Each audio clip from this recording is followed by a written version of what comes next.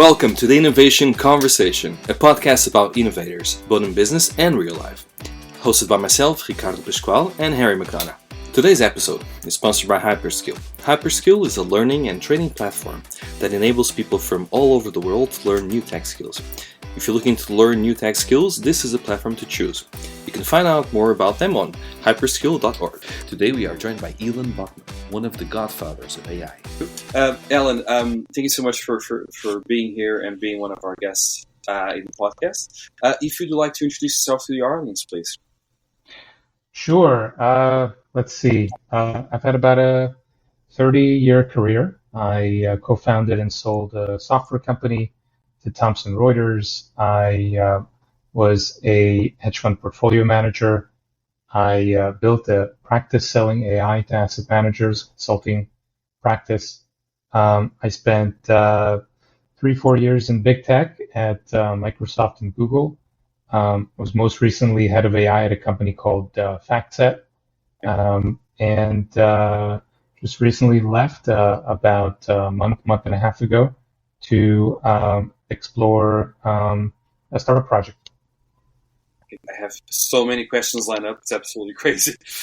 So one of the things we normally like to ask in the podcast, it's about your own journey as an entrepreneur.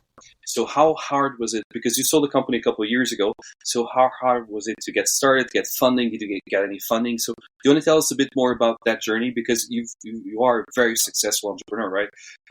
Not everyone can actually go through an exit to Thomson Reuters, right? So it's not an easy thing. So you want to tell us a bit more about that? Thank you, Ricardo. Every journey, entrepreneurial journey that I have is completely different. I haven't cracked the code yet, but I can tell you about my first one, and it was pretty amazing. I was a couple of years out of college, and I got together with a few contacts through Family Connection, and they were just getting started, and so it was me and maybe one or two other co-founders, and we were just in an empty office, and we were trying to figure out what to do. And we started out bootstrapping, and the bootstrapping recipe that I'm familiar with is to do consulting. So back then, my background was in web design. I had worked for this early web design leader called agency.com. They did the first website for American Express and for Hitachi and for a few other major brands. And my partner came from Microsoft. He was pretty senior in the consulting organization there. And our idea was that we would make something that merges the beauty of web design and the software depth of the Microsoft way of building software. This was back in like 1994, 95. And we would try to kind of build websites that are not just skin deep, but actually functional. And that worked out pretty well. We got the first few clients through just outreach to our networks. And then we actually connected, we partnered with the Microsoft Consulting Organization, which, just sort of by way of background, back then and still now, consulting is a very small part of Microsoft's business. They don't really especially like to do consulting. It's less profitable than building software. And so back then, demand for Microsoft was booming. This was, like just after, Windows 95 was released and all this other stuff. And the consulting organization in New York was just getting hammered. There was just way, way too many requests.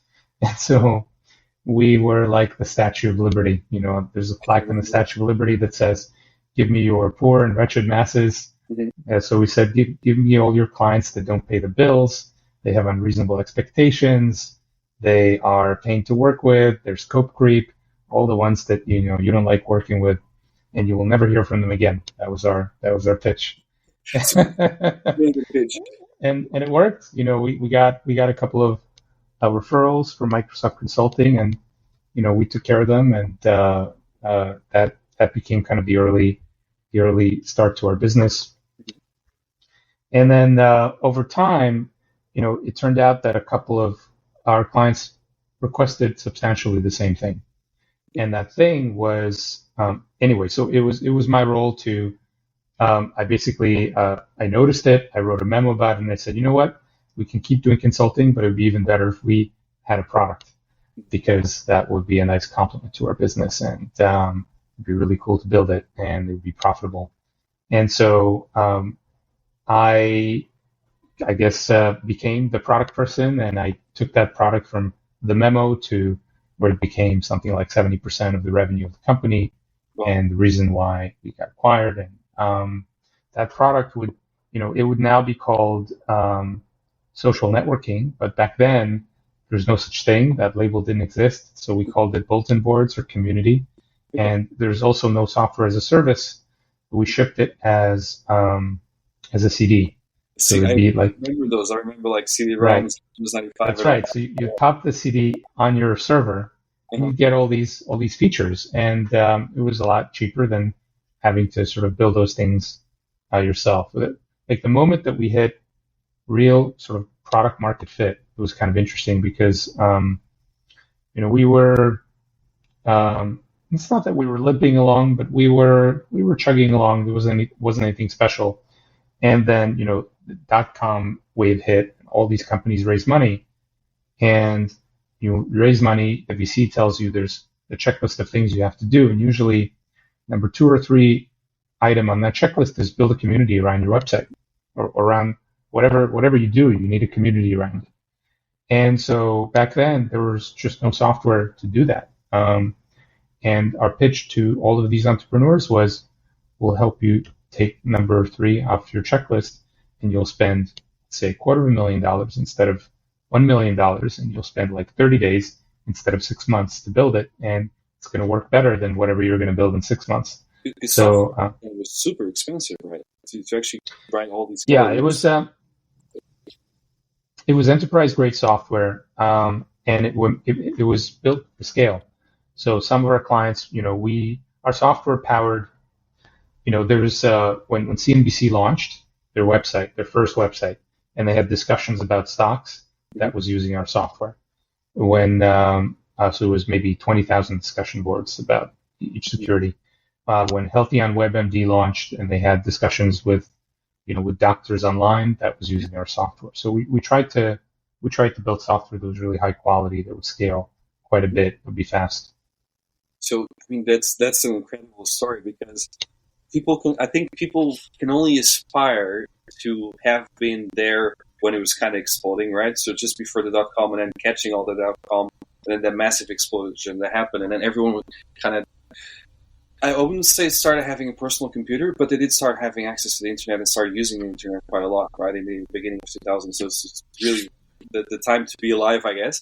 And how, right now, I know you're quite active in the AI. How did you transition from having your own company, then selling the company, and then how do you progress towards AI? Because it's not new for you. You have been in space for much, much longer than anyone else talking about it. So how did that happen?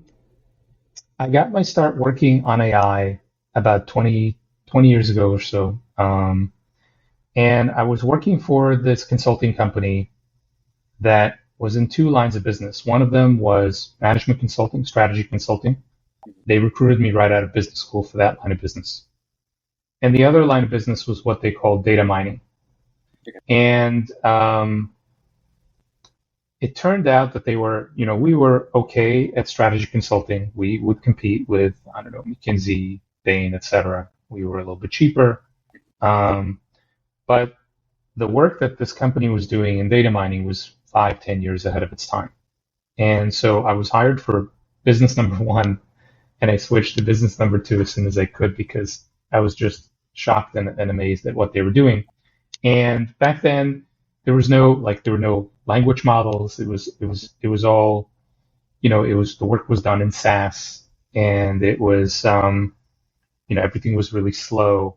I started building marketing and risk models for one of our biggest clients was American Express.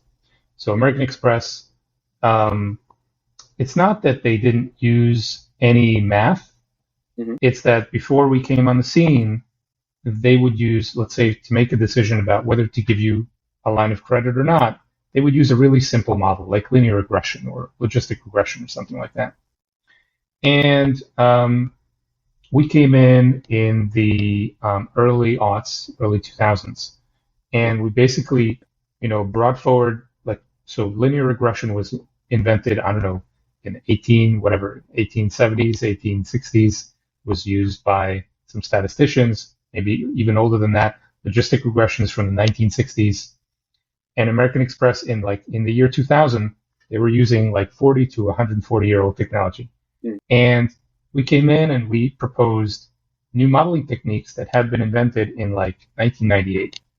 And so it was like shooting fish in a barrel. It was just, it was bringing a tank to a knife fight. It was completely unfair. The new techniques worked way better than linear regression. And so they were able to get much better statistical results for all sorts of decisions, like who should get credit, how much credit should they get, who do you target the marketing proposal to, who should get to the front of the queue when they call for help, all sorts of resource allocation decisions.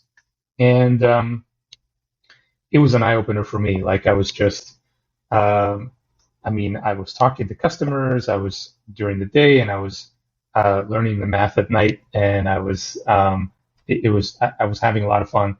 And then it turned out that the business of strategy consulting, at least my perspective of it, shifted, and the perspective of my clients shifted from sort of the traditional management consulting is top down. Your client asks you the big question: what should our strategy be over the next 5 years? And you start by researching the world, researching the market, researching this client, and you identify a couple of themes or a couple of really big ideas.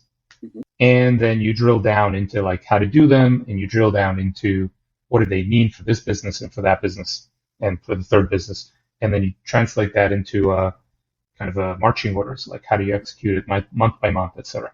So that is, to me, classic top-down pyramid principle management consulting. And I found that the paradigm had shifted from that to sort of bottom-up strategy consulting. What is bottom-up strategy consulting? You don't start by asking big questions out of Wikipedia or out of secondary research. You start by interrogating the data. What does the data say? And the data so first you figure out, you collect the data if you don't have it, or you buy it, and you interrogate it. And then the data gives you some hypotheses, you validate them. Once you have some hypotheses, then you do the rest of it, figure out, how to use them. And I found that model of consulting to be so much more satisfying than doing sort of top-down research, because when I would get questioned on something, I'd have backup. There'd be some, I'm a numbers guy. There'd be some scientific basis for what I'm saying. Now, it's not always it's not the only right answer. It's not the only way to do it, but it's a way that really worked for me, and it worked for more and more of my clients. And so I learned that way of thinking at this company. And then, after the company grew, got acquired, I left and I started doing some of my own consulting, and this was the way that served me. But Ricardo, I've been doing this for 20 years, and I have never seen what's been happening in AI over the last year has just been completely different from the 19 years that preceded that. I was just about to ask you about that, because it feels that people, everyone's talking about AI now, and rightfully so, but they don't actually realize there has been a lot of growth up until this stage, right? Now it's just it's just the tip of the iceberg. There's actually quite a big chunk of ice underneath, the waves. So I was just about to ask you, what do you think is happening now? How do you see this? How impactful do you think the current evolution of AI is for everything that we do? I could tell you that the feeling that I get from being in this moment, I feel really fortunate, and it's very similar to the feeling that I remember having in 1995 working in an internet company. I mean, it's really exciting, and at the same time, it feels so early. It feels like there's, we're trying to build these things. We're excited about these new capabilities, but there's so much left to do. There's just this wide open space, and we're just at the tip of the iceberg. It's like if it's not even the first inning. It's like the first 5 minutes of the game. That's what it feels like to me. But in terms of like what actually happened, I mean, I don't have an especially contrarian view. I think the fact that ChatGPT is the fastest growing product in history, and suddenly unlocked all of these capabilities and showed that you could just throw some more data and compute at this problem, get a magic moment, and now that toothpaste is out of the tube, and lots of other people are able to replicate parts of it. It's very, very exciting. It feels like, to me, it feels at least as impactful as the creation of the internet, and maybe at least as impactful as, maybe even bigger than that. Maybe it's electricity, maybe it's fire, but I'm quite optimistic about it. I think it's going to be a new revolution, right? The same way we've had all these revolutions throughout history. I think we're at that stage where everything's going to change, and rightfully so, and for the best. I was listening to a famous podcaster the other day, and he was saying it's the same change we watch when people transition from having horses everywhere to having automobiles, and that happened, overnight, right? It was night and day, and I think that's probably what's going to happen with this type of AI. Should we be concerned? Because there's a lot of, if you read, I don't know, those type of weird newspapers that say, "Oh my God, AI is coming to take your job," and this. But to be honest, I think we're at that stage where it's actually quite good. But should we be concerned? What do you think? Yeah, it's a really good question. I actually get asked that a lot, Ricardo. So I think that there are two future scenarios that could cause concern. And I think that they're actually very, very different from each other. And one really is worrisome and one isn't. So the first one is AI is going to take my job. Yeah. That is a very concerning future scenario. The second one is AI is going to take my freedom. Yeah, that's a So I actually think that the first scenario where AI is going to take my job, it looks really concerning. It sounds really scary, but I actually think that is the utopian scenario. There are a lot of jobs that I wish AI would take.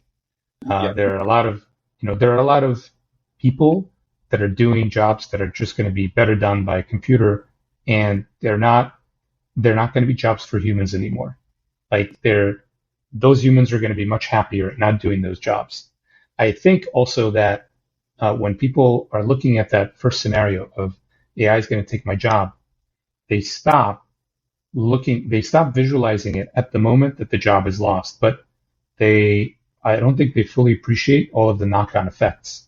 So if AI takes all of these jobs, that means that it's going to be able to do these jobs better and cheaper. That means that the things that these jobs produce are going to become so much better and cheaper. So, imagine that you need a proofreader, or you need a lawyer, or you need an editor for this podcast, or a booker to help you find guests. So you could do a little bit better than me next time. I doubt we were going to do any better than you, and I think we've reached the pinnacle of the highest quality guests ever. But Thank you, Ricardo. But you can imagine how, as an entrepreneur, you consume all of these services. Maybe you do them yourself. Maybe as you grow, you'll decide to outsource them. So today, your option is basically outsource it to a human, and hopefully they're good at what they do. And imagine that in that future, and maybe this future is not so far away, you can actually outsource it to a machine, and the machine does a really good job of booking guests for you. That means that there's going to be the quality of your podcast goes up, the cost of producing it goes down, you get to keep more money from all the other sources of revenue that you have. The reason why you do this podcast, whether it's advertising or your other businesses, and so all the services that you consume get cheaper. You will feel richer. You will be richer. And it's not just you. It's like everybody that's consuming all of these white collar services, professional services, architects and lawyers and designers and programmers, and all these things become cheap. So to me, if you zoom out on that society, it means that all the things that we need become really cheap. So we will feel very rich. Like just imagine you're now a billionaire, and all these things that you want to buy, they don't mean anything. The prices don't mean anything to you. You can afford as much as you want. And so I think that's a world where there's huge deflation. The prices of lots of goods and services drop because AI is doing them more efficiently. If there's so much deflation, that means basically we all feel richer, even if we don't make the numbers might not be higher. It's not like my income went up, but my expenses went down, and so I feel richer and I am richer. And I think in that world, just fewer people need to work. So in that world, I think that those people who lost their jobs,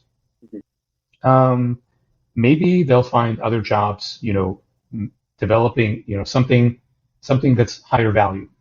Some of them will become, maybe instead of being a lawyer, you might be an engineer training law chatbots or something like that. But it's not necessarily like not everybody's going to switch. Some people will become artists because basically whatever change they have left in their pocket is enough to live on. And as a society, I also think that we'll be able to afford to support these people because we will have so much, because all these things become cheaper. So I think that world is a world where, there's going to be something like universal basic income, and we'll just be able to take care of all these people. It's not going to be a problem. Right there. That is one of those that you never know how it's going to go, right? Yeah. But I was just thinking about something that, people being scared about all this transformation and how it's going to impact. I think people fail to realize that they can actually upskill themselves by using AI. Because, for example, you think about tutoring, and you're in school, you're trying to learn something, the teachers are not, that good. Nowadays, you can probably go on YouTube, can probably go on Google and find the right information, but it never really does explain it to the level of detail you need to. However, on ChatGPT, it will tell you exactly what you need to do, how you need to do it. So it just opens up possibilities, right? It's a bit like having access to books in the 15th century with a printing press. It'll be the same thing, the same change, right? So I really like that, Ricardo. I would say it's like going from a world where you have access to books to a world where you have access to a tutor, like a really good tutor that knows you. The tutor knows what you like and what you don't like, whether you like, maybe you like learning by reading or by listening or by watching things, and it knows what you're strong at and what you're weak at, and it basically helps you. It's a personalized tutor. So that personalized tutor is, it's very expensive in the pre-AI world. Only a few people can afford one. But in the post-AI world, everybody could, learn that way, and it can be very effective. Now, we were talking about some of the dangers of AI, which is also a very hot topic. So what do you think will be like in terms of governments using it and everyone being repressed, and we have killer robots walking down the street, which, by the way, is people are absolutely crazy when they say that. But what do you think those are some of the things we should be concerned about? Because there is quite a lot of capabilities, and I know some of it, but I'm pretty sure you know a lot more about it than I do. Should we be concerned about it or not at all? Ricardo, I may be one of those crazy people. I am pretty concerned about it, actually. So when we talked about the two scenarios before, where first scenario is AI takes my job, and the other scenario is AI takes my freedom, I'm really, really worried about that scenario. There's a couple of different ways that AI can be used to take our freedom. And the simplest way to think about it is the Terminator scenario. So we've all seen the movies. Approximately every future science fiction story about AI is a disaster story, and it's really scary. And working with this technology, I cannot tell you that it's like there's no way for it to happen. Like I can't push that probability down to zero, and it's very, very scary. Now it's not like I'm not losing sleep over it, but I think that there's a real chance that it's called takeoff, where the capabilities of AI, they kind of grow and grow and grow, and then they suddenly take off at a rate that is just too fast for the scientists to contain. I think it's a real risk. I'm worried about it. And also, even if you ignore takeoff, even if takeoff is too science fiction to think about, Mhm. AI is the kind of technology where, it's really asymmetrical. Um, it's not like nuclear power, for example. So, if you're worried about nuclear proliferation, um, to create a nuclear bomb requires the resources of a nation state. It's Yeah. incredibly difficult. You need to set up this enrichment program. You need really high grade scientists and equipment and all these. You have to buy these things that are not available for sale. And so it takes so much money and so much time that only a few countries in the world have been able to do it. And those countries have been able to contain this technology to some extent. It's not perfect either. AI is not like that. AI, it's, as an individual, you can have a breakthrough. Like Yeah. today, we're not too late. We're early enough in the process where an individual can publish a paper and invent something that nobody's ever thought of. And that thing significantly increases the capabilities of the state of the art of what you can do with AI. I can give you lots of examples of papers like that. But from a risk perspective, Yeah. just imagine that a single scientist could invent something that makes, I don't know, that makes nuclear bombs more destructive or more attainable. Uh, that would be scary, right? Yeah. So with AI, it's not just that an individual can create a breakthrough to increase the power. It's also that training these large models and all of the infrastructure around AI is getting cheaper at a very, very fast rate. So, um, so it's really asymmetrical. By the way, I should mention these ideas are not mine. I read a book that I'd like to recommend to you and your Please, viewers. The book is called The Coming Wave. It's written by Mustafa Suleyman, who is one of the co-founders of DeepMind, Google DeepMind. And it's mostly a book about what can go wrong, and the last 10% of the book are about what we can do about it. I was just about to ask you about it because it's quite yeah. Yeah. So it's a really interesting book. In the last chapter of that book, he talks about a framework for defending against these problems, and it's I'm not going to do it justice, but it's these concentric circles. It's the way that you design any kind of security system is not a single barrier or a single line of defense, but many, so that if you breach the external line of defense, you have the internal one, and it's like a bullseye. Yeah. And so, and again, I don't remember all of them, but one of them starts very, very close to the researchers, and it basically says that every model should have a built-in auditing system that describes what the model does and is available to not just the team researching it, but to other people that want to inspect that model. So it's kind of like you should be able to have like a little diagnostic, like you have a diagnostic port on your car. You can plug in a USB or something, and the car will tell you. Yeah, all cars have it since then. All cars, right? That's right. So the car will tell you kind of how it's feeling. If some things are rusty, some things are according to spec or not. So what he suggests is there should be, and it's a standard port, like the same USB thing will work on any car and can read data in the same. Cars have standardized on this. So he's suggesting that should be a diagnostic port on AI models, whether that model is built, by OpenAI or Anthropic or by WeChat. There should be a standard way to inspect them. Another wider sort of circle that he talks about is that all AI labs should run and publish their test results in a way that in a public place, so that individual researchers can inspect those results and spot any kind of problem. So there'll be like some kind of protocol, they publish it, and you and I can go check that ream of data and see if we, and it adds transparency. So he basically has like, 6 or 7 or 8 of these concentric circles, and they go all the way from the individual team up to something that requires the society to make an investment.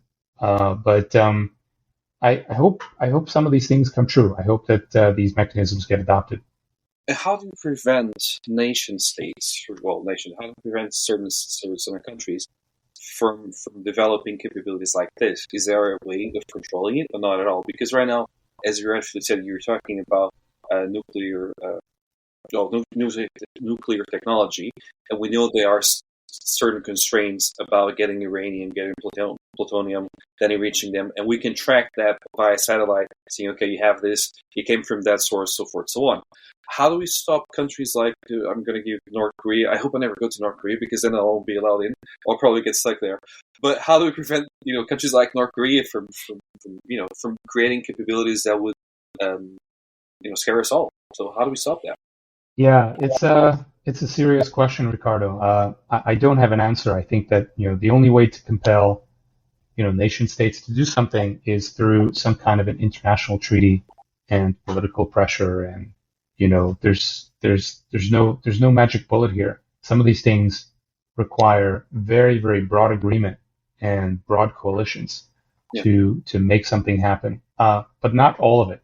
So there's some things that we can we could just start doing the right thing locally, and there are some things that just will require massive agreement and will probably take a while. In that sense, I think that this problem is not unlike it's not unlike the environmentalist movement. We have to take care of our planet, and how do we force the worst polluter to stop polluting? Well, it's going to be really hard to force the worst polluter, but it doesn't mean that we should just throw up our hands and say, well, if China is going to keep polluting in such and such province, it means that I don't have to worry about the environment at all. So exactly. you take whatever steps you can. You start with your own bed, right? You make your bed, keep your you lower your own carbon footprint. You think personally, and then you think about your circle of friends, your local community, and you kind of grow from there. But then the question would be, because we can always, the way we present ourselves and the way we organize ourselves, it is done in respect with our values, right? And rightfully so. However, when we are living in a global society, the other fellow might not have the same values and they might not respect the same thing. So it's a bit like going to war. When you do go to war, you need to be aware that your enemy might not have the same rules of engagement. They will not, comply with the Geneva Convention, for example. So they'll fight in a very dirty way. How do we stop it from happening? Right? It creates this dilemma. It's going to be tricky, no? Yeah, it's definitely going to be tricky, Ricardo. I wish I had a quick answer for you. But I think that the stakes of solving this with AI are very, very high. Because if we don't get it right in warfare, then the risk is that there's going to be a war that doesn't follow the rules, and it's really going to hurt the combatants in that war. Yeah. The risk, if we don't get it right in AI, the risk is that there is AI takeoff or an AI weapon, and it just wipes us out. I mean, I think it's an existential risk for the planet. It's not unlike global warming. A question on that.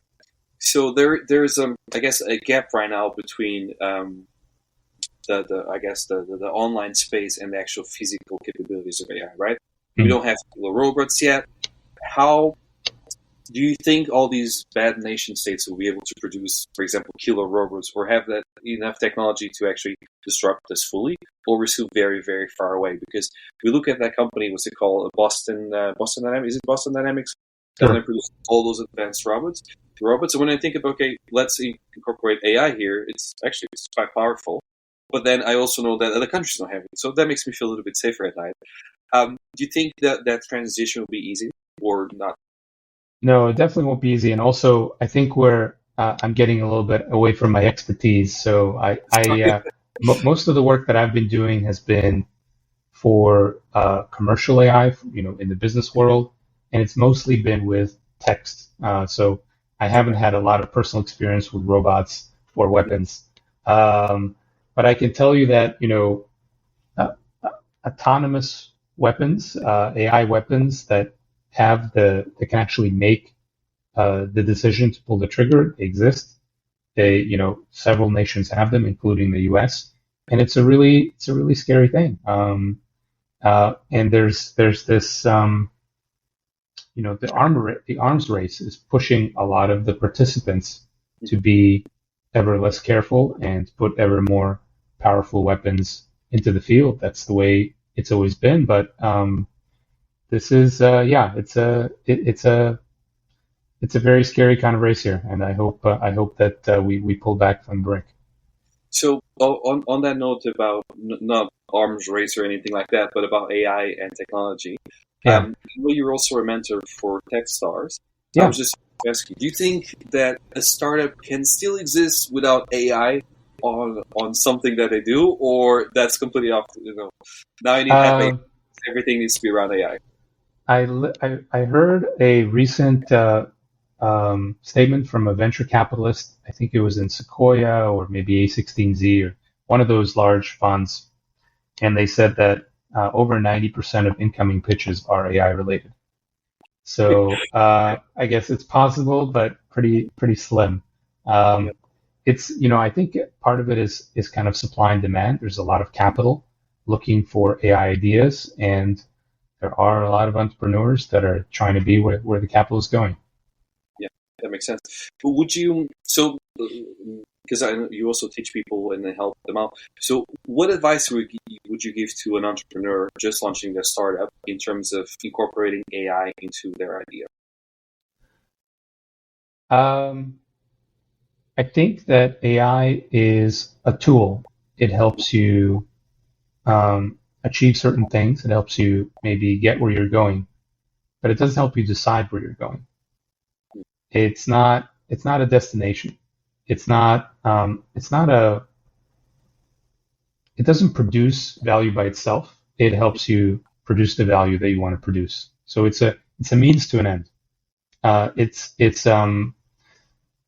technology. It's not a product, if that makes sense. So my advice to the entrepreneur, if the entrepreneur tells me, I recently had this. I had, I had a startup founder that told me, look, I built this AI-based product, and it's really cool. It has all of these technologies in it, and I'm having like a lot of trouble selling it. It's not really getting the kind of pickup, the market traction that I'm looking for. So, what should I do? Should I maybe raise some money, maybe lower my price, maybe fix my ad, maybe I should take on a partner? Like, how do I fix it?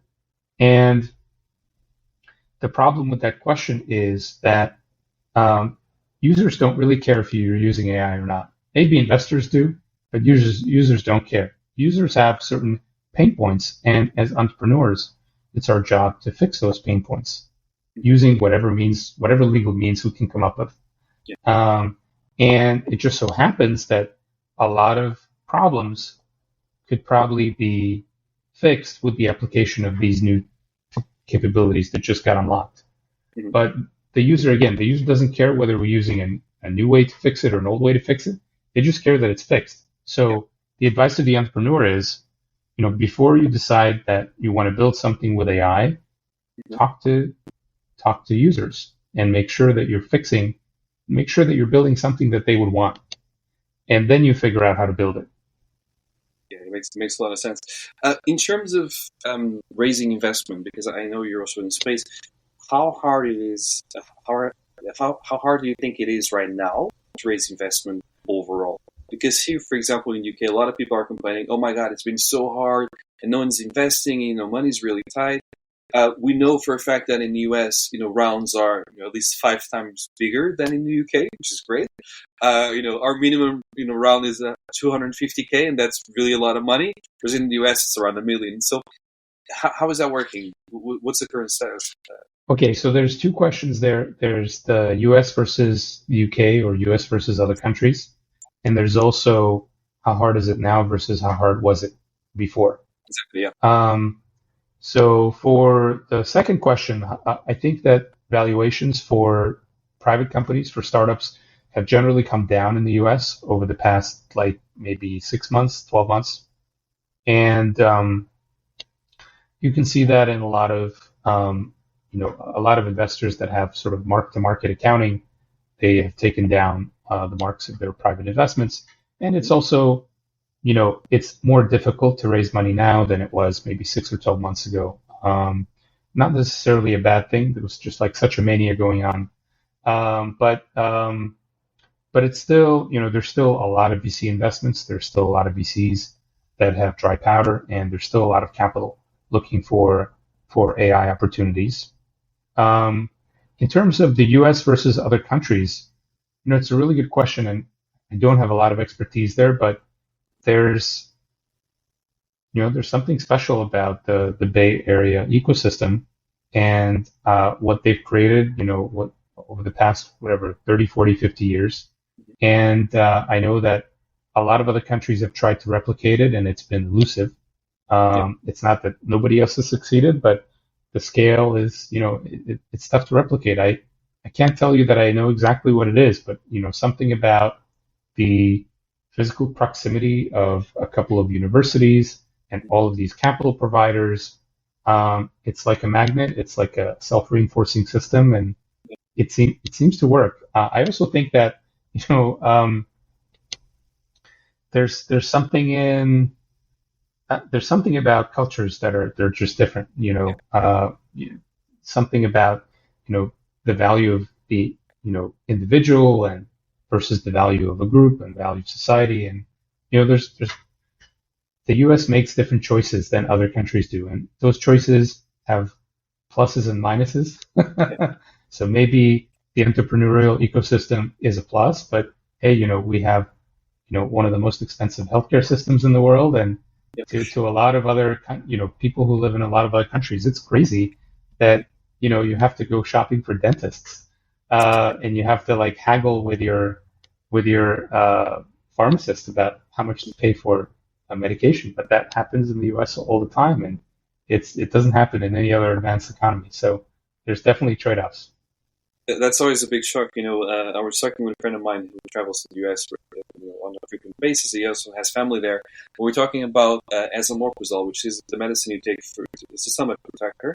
And he was saying I had to get a prescription there in the States, and it was like $700. Whereas in here, I literally can go to my supermarket and buy it, and it'll be £2. So very, very cheap. Right. And That's right. It's a bit of a shock.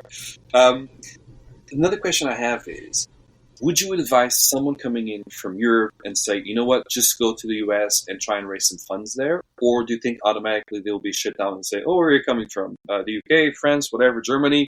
We don't tend to invest in European companies because it's a legal minefield, or we don't trust you to do things the right way.